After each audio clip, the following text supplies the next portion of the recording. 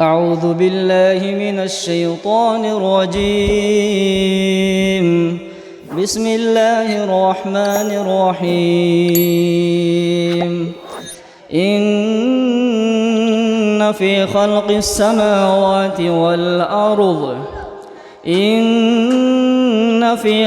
السماوات والأرض واختلاف الليل والنهار لآيات لأولي الألباب الذين يذكرون الله قياما وقعودا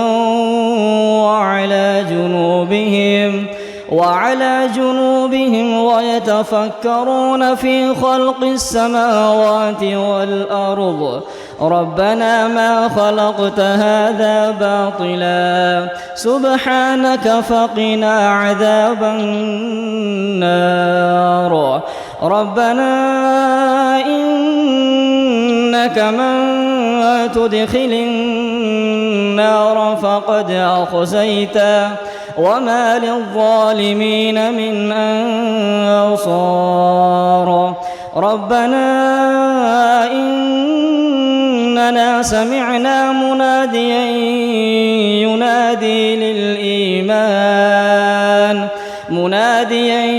ينادي للإيمان أن آمنوا بربكم فآمنا. ربنا فاغفر لنا ذنوبنا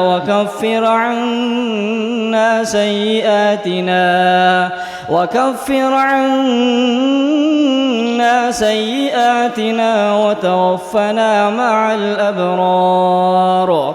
ربنا وآتنا ما وعدتنا على رسلك ولا تخزنا يوم القيامة إنك لا تخلف الميعاد. فاستجاب لهم ربهم أني لا أضيع عمل عامل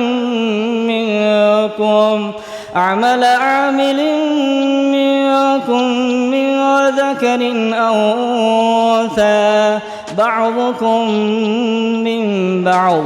فالذين هاجروا وأخرجوا من ديارهم وأوذوا في سبيلي وقاتلوا وقتلوا لأكفرن عنهم سيئاتهم ولأدخلنهم